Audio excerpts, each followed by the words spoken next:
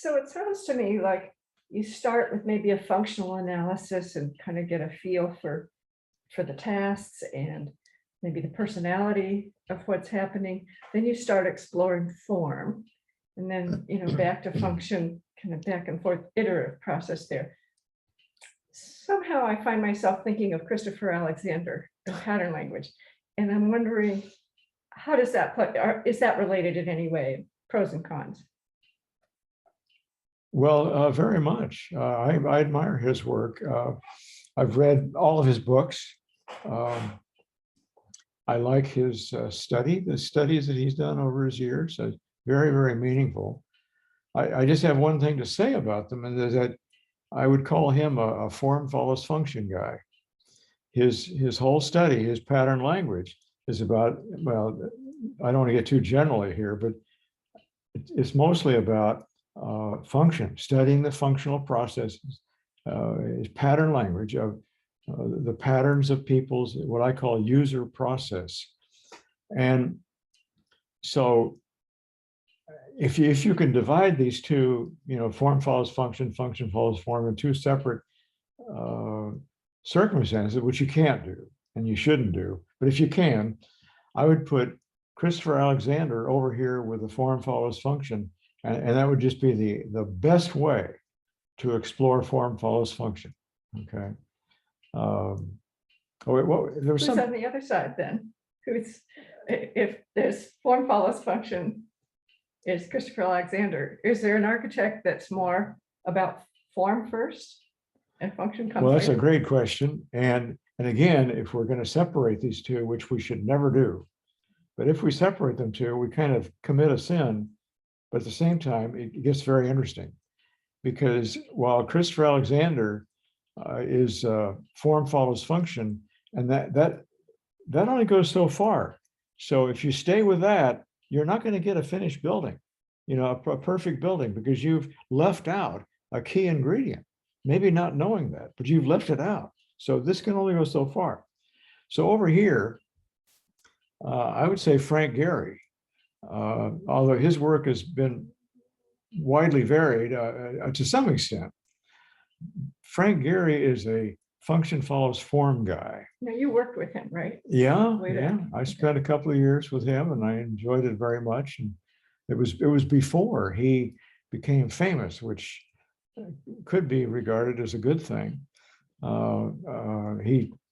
He's right in the same neighborhood right to this day, doing his exciting designs, but he is an architect.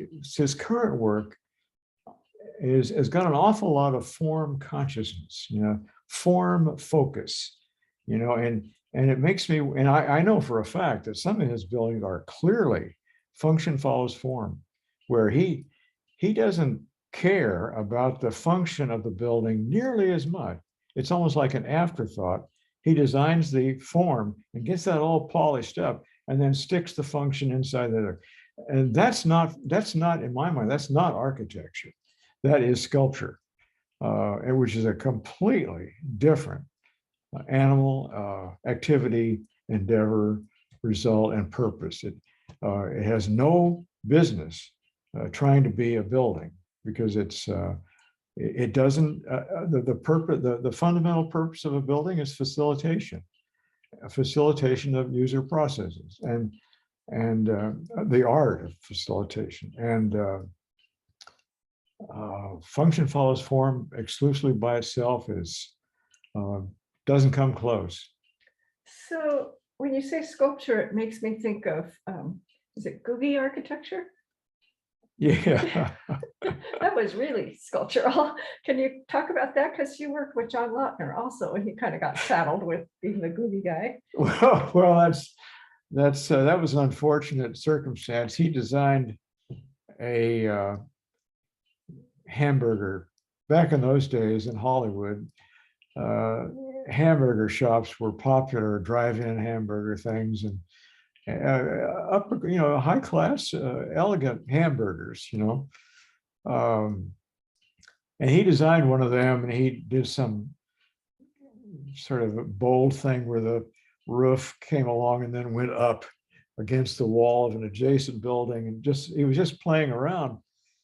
And back in those days, Googie architecture was being talked about. And what Googie architecture meant in those days was where somebody would build a large derby hat. And they did this in Hollywood. There was a restaurant called the Brown Derby, and it would look like a big brown derby, and you walk up to it, enter, and you go inside, and you'd meet all the movie stars and whatnot in there, all very dramatic. But it was a really a silly, very superficial, shallow approach to facilitating function. In fact, again, like I say, it's creating a form first that you commit to. You will not change this, and then you start sticking the function in there, and that's an insult to the integrity of design process. Frank Gehry actually engaged in more Googie architecture than Lautner did, at least in one case. He designed a building that was intended to look like a large pair of binoculars. And inside that building was like 2 or 3 stories of offices for this, I think, a camera shop. I don't know what it was, but it was, whimsical. It was cute and silly, and you might say very playful. But in the realm of functionalism, it was a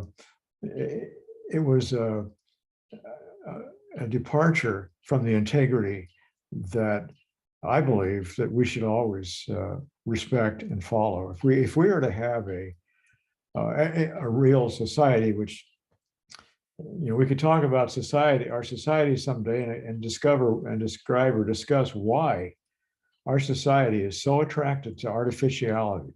There's a reason, goes way back into our roots, but we have a habituation towards the fake in the world, and that elicits a lot of distorted thinking about truth and reality at our expense, at our cultural expense.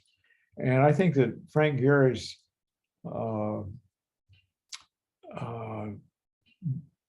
design and building of that project reflects that. But it's Disneyland, it's Hollywood, it's baloney, and he can make it cute and all that, but it comes down to that. Well, he didn't stay there in his design. Yeah,